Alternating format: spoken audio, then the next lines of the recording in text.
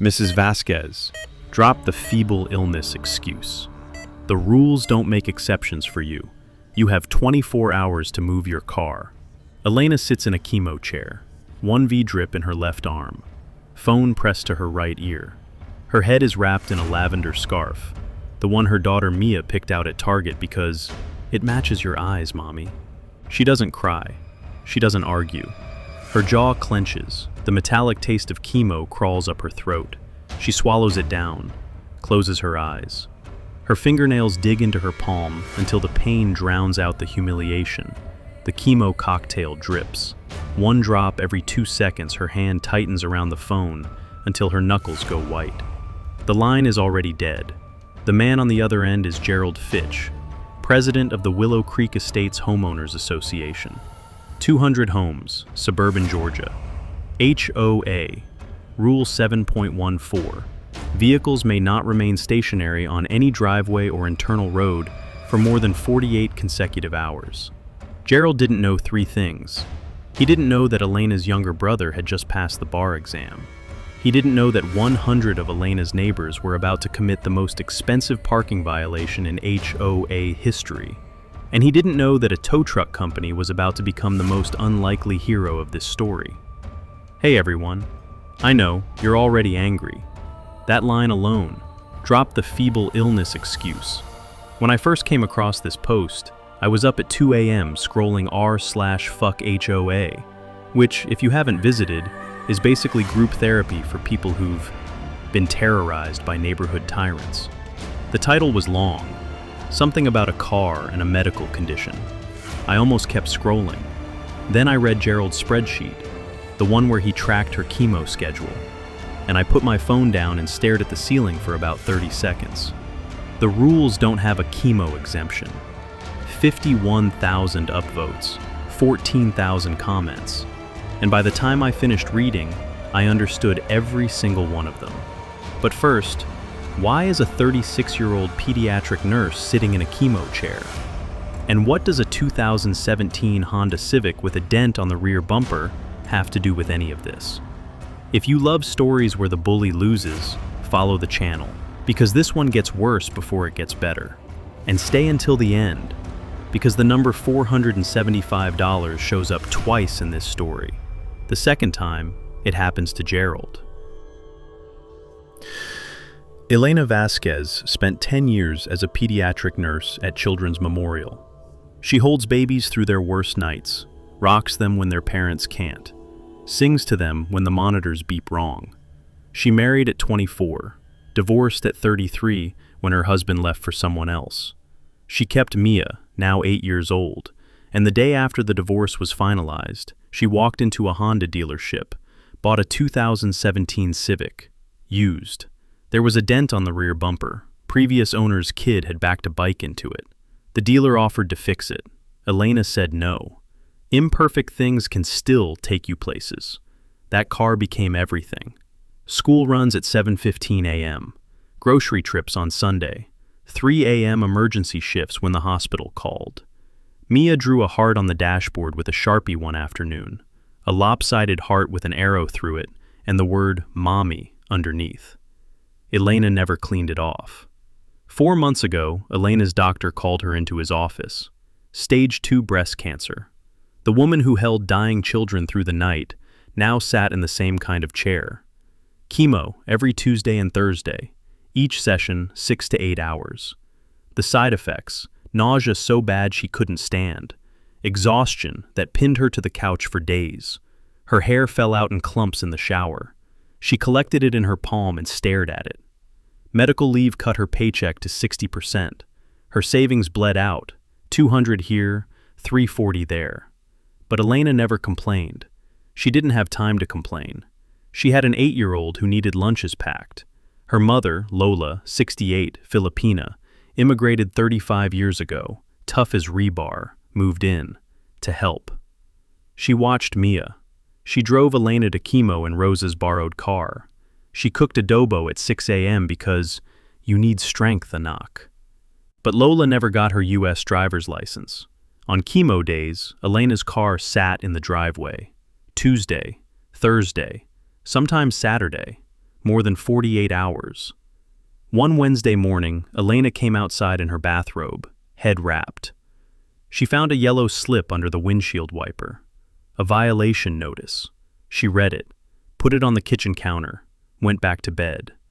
That yellow slip was the first.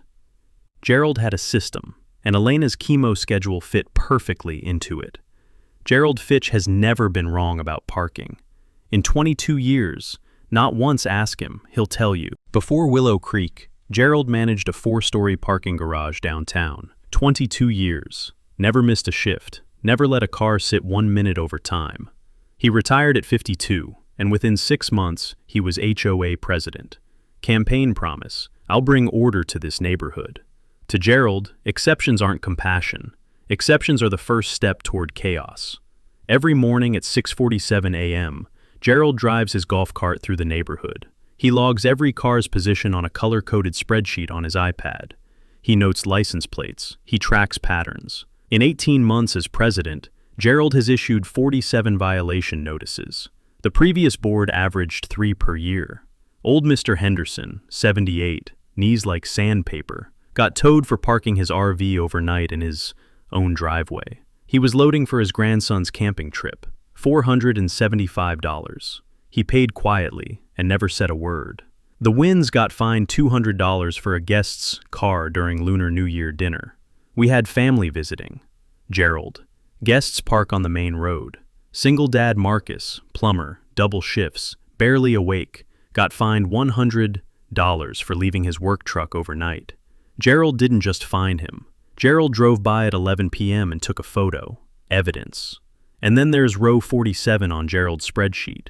Vasquez, E, Honda Civic, pattern, stationary Tuesday through Thursday, 48-hour threshold, Thursday 7:15 p.m.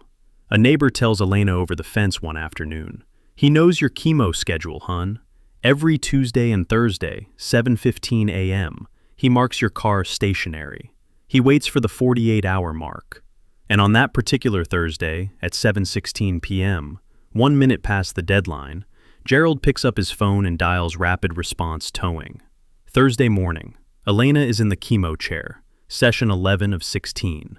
She asks the nurse for her phone. Her hands shake, partly from the chemicals coursing through her veins, partly from fear. She dials Gerald. 4 rings. Mr. Fitch, this is Elena Vasquez on Maple Court. I know it's been sitting, but I'm at chemo right now. I have stage 2 breast cancer. I can't drive after treatment. My mother watches my daughter while I'm here. Please, I'm asking you to understand. Silence. The IV pump beeps. Elena waits. Mrs. Vasquez, I'm sympathetic to your situation. Genuinely. But if I make an exception for you, I have to make exceptions for everyone. The rules exist for a reason. You have 24 hours. Click. Elena sits with a dead phone. The nurse asks if she's okay. She says yes and closes her eyes. A single tear runs down her cheek and disappears into the lavender scarf. The chemo drips. The clock ticks. 24 hours. That night, Elena can barely walk to the bathroom. She looks at the car through the kitchen window. The streetlight catches the Sharpie heart on the dashboard. The lopsided one with the arrow and mommy. She wonders when life will stop towing away the things she needs. I'll move it tomorrow. She goes to bed at 8:30. She won't get the chance. At 7:16 p.m. the next day, 1 minute. Not 1 hour. Not 1 day. 1 minute past the 48-hour mark, Gerald calls the tow company. At 6 a.m. Friday morning, while Elena sleeps and Mia dreams, a flatbed truck backs into the driveway. No knock. No doorbell, no warning. The car lifts off the ground. The Sharpie heart tilts sideways and disappears down the street. Lola watches from the kitchen window. Her jaw sets. She says nothing. She picks up the phone and calls her son. What would you do? Pay the $475 you don't have, or fight a system that's supposed to protect you? Saturday morning, 9 a.m. Lola drives Elena home in Rose's car. Elena walks to the driveway. Empty. Oil stain where the car was. A violation notice taped to the mailbox. Vehicle towed, per Rule 7.14. Retrieval, rapid response towing. $475 plus $35 per day storage. Elena stands there, headscarf, hospital bracelet still on her wrist. She doesn't scream, doesn't cry, she just stands. Mia runs out the front door. "Mommy, where's our car?" Elena kneels, holds her, can't answer. Lola walks to the mailbox, reads the notice. Her jaw tightens. She says one word in Tagalog, demonyo, devil. Then she goes inside, picks up the phone, and calls Luis. Elena finds the tow receipt, $475. She checks her bank account, $312.47. She puts the phone face down on the counter, sits at the kitchen table, stares at the empty driveway through the window. She remembers the dealership, the dent on the rear bumper. The dealer saying, "I can fix that." Her saying, "No, imperfect things can still take you places." She whispers it now, alone at the table, but the driveway is empty, and the words feel hollow. Think about that. $475. That's what it costs to take a car from a woman whose body is fighting for its life. That photo, the empty driveway, the oil stain, the violation notice, would reach 12,000 screens in 24 hours, and one of them belonged to Gerald. Rosa Martinez arrives 2 hours later, Elena's best friend. Same hospital, different ward. 7 years of shared night shifts and shared tears in the break room. She sees Elena at the table, Mia drawing in the corner, Lola on the phone with Luis, voice rising in Tagalog. Rosa takes 3 photos. The empty driveway, the violation notice, the oil stain. She sits down and types, "My best friend Elena is a pediatric nurse. She holds sick babies for a living.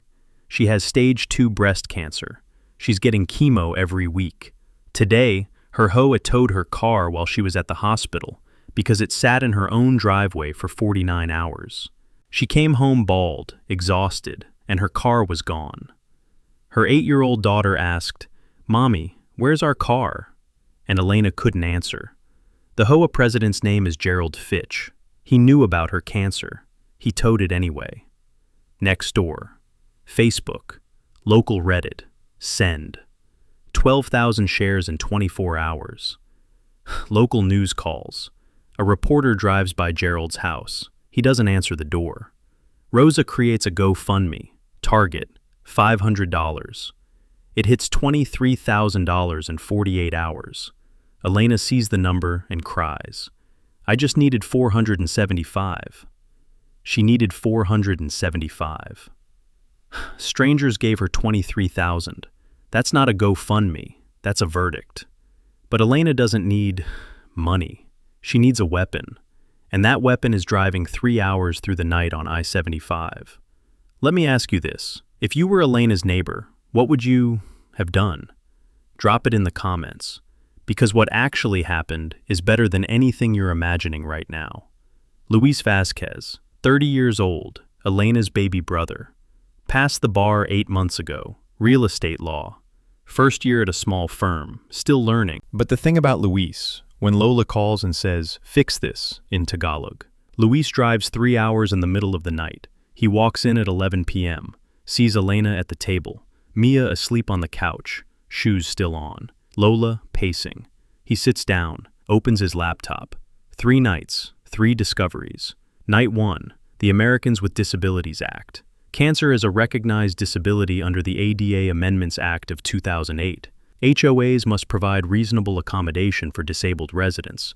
Failing to modify the 48-hour rule for a cancer patient undergoing active treatment, disability discrimination, federal law. Night 2, Georgia Code Section 44-1-13. Vehicles can only be towed from private property if the property owner authorizes it. Elena is the property owner. Gerald is not. The tow was unauthorized. State violation. 2 down, 1 to go. Night 3. Henderson's grandson finds Gerald's spreadsheet on the HOA shared drive. Row 47, Vasquez, E, pattern. Stationary Tuesday through Thursday. Luis stares at it. This isn't negligence. Gerald deliberately waited. He tracked her chemo schedule. He planned the toe. 2 a.m., yellow legal pad, coffee cup number 4. Luis writes, "The HOA president's own records show he tracked my sister's chemotherapy schedule to calculate the precise 48-hour violation window. That is not enforcement. That is targeting. It's a federal disability discrimination claim. Pick your next words carefully." Morning. Luis drives to Gerald's house, slides the envelope under the door, drives away. Gerald reads the letter, twice. Then he does something that surprises even his own board members. He doubles down. Gerald calls an emergency board meeting for Saturday. His plan: present Elena as a rule breaker hiding behind her diagnosis. He writes talking points. The first line: sympathy is not policy. But Rosa has been busy. She texts the neighborhood group chat. Gerald called a meeting to defend himself for towing a cancer patient's car. I say we give him something to talk about. Friday night. Phone tree. Facebook messages. Nextdoor DMs. Rosa's instruction. Saturday morning, 6 a.m. Every car you own, park it in violation of the 48-hour rule. Leave it there. Put a sign on your windshield. The sign: tow me, I dare you. Saturday, 6 a.m., 100 cars. Every driveway, every cul-de-sac, every street. Signs on windshields. Some neighbors added personal notes. My wife has arthritis. My son is autistic. I work 16-hour shifts. 100 cars times 475 equals $47,500. The HOA's entire annual enforcement budget is $12,000. They can't tow a quarter of them. Gerald drives his golf cart through the neighborhood at 6:47 a.m. His routine. He sees the first sign, then the second, then the 10th. At car number 30, he stops. His iPad sits untouched on his lap. His hand hovers over the screen, then drops. He calls rapid response towing. The dispatcher laughs. 100 cars? Sir, are you serious? We have 3 trucks, and frankly, we saw the news about the cancer lady. We're not touching that neighborhood. You're on your own. A neighbor films Gerald on his golf cart, surrounded by signs. Tow company on speakerphone. You're on your own. Posted to TikTok. 2.3 million views by Monday. Gerald still has 1 card left. He believes the board meeting will vindicate him. He has no idea who's sitting in the 3rd row. Board meeting, community room, fluorescent lights, Gerald at the podium. Ladies and gentlemen, I understand the emotion around this situation, but I must remind you, sympathy is not policy. Rules exist for everyone. 185 residents, standing, room only. Gerald has never seen this many people at a meeting. He mistakes it for support. Luis stands, calm, young. His suit is slightly too big. He's still a new lawyer, but his voice is steady. He opens a folder, a DA violation, state towing law violation, and then the spreadsheet. Row 47, my sister's name, her chemo schedule, the precise 48-hour calculation. Mr. Fitch didn't just follow a rule. He stalked a cancer patient's treatment schedule to find the exact moment he could take her car. Luis pauses. Then, and one more thing, Mr. Fitch. Your golf cart was parked outside this community room for 3 consecutive weekends this year, each time exceeding 48 hours. You violated your own rule 3 times. The room goes cold. Elena is in the 3rd row. She wasn't going to come. Lola convinced her. She wears the lavender scarf. She doesn't speak. She doesn't need to. Her presence is enough. Luis looks at her. She gives him a small nod. He sits down. Then Dr. Patel stands. Nobody expects this. He's the neighborhood's quiet oncologist, lives 2 doors down from Elena, treated patients like her for 20 years. I've watched patients lose their hair, their savings, their dignity to cancer. And now I've watched my neighbor lose her car to you. Her body is fighting for its life, and you're fighting over parking. He looks directly at Gerald. Shame on you. Standing ovation. Henderson, 78 years old, the first tow victim, rises with his cane. He Towed my RV too. I was loading for my grandson's camping trip. I paid $475 and said nothing. I'm done saying nothing. The winds stand. Marcus the plumber stands. 3 more hands go up. Gerald's spreadsheet has 47 rows, 47 stories. A reporter in the back row has been recording. Gerald, cornered, leans into the microphone. This is about parking, not about cancer.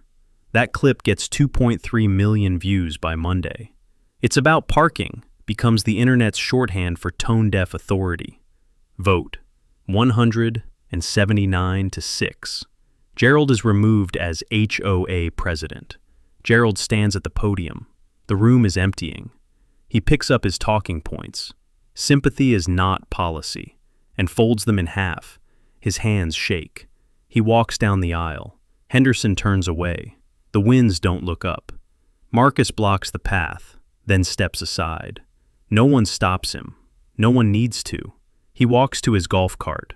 The iPad sits on the seat. He drives home 4 miles per hour. 22 years managing a parking lot. Removed in 22 minutes. The HOA reimburses Elena. $475 tow fee. $8,000 in damages. All legal fees covered. A new board is formed within 14 days. All 5 members are people Gerald had previously targeted. Marcus the plumber becomes vice president. Old Mr. Henderson takes over as oversight secretary. Luis is retained as honorary legal counsel. They immediately pass 3 major reforms. Reform 1. Elena's rule is permanently added to the CC and Rs. Complete exemption from the 48-hour stationary rule for vehicles belonging to households with a patient in active medical treatment. Reform 2. Any towing order now requires signatures from at least 3 board members and a 72-hour written notice. Reform 3. A total ban on using personal tracking or secret surveillance to monitor residents. The impact didn't stop at Willow Creek. Gerald's spreadsheet was forwarded straight to HUD. A federal investigation was opened. Within 6 months, 14 other HOAs across Georgia proactively requested a copy of Elena's rule to protect their own residents. 3 months later, Gerald sells his house, moves to a temporary apartment while looking for a new place. His car sits in the apartment parking lot for 3 days. He gets a tow notice.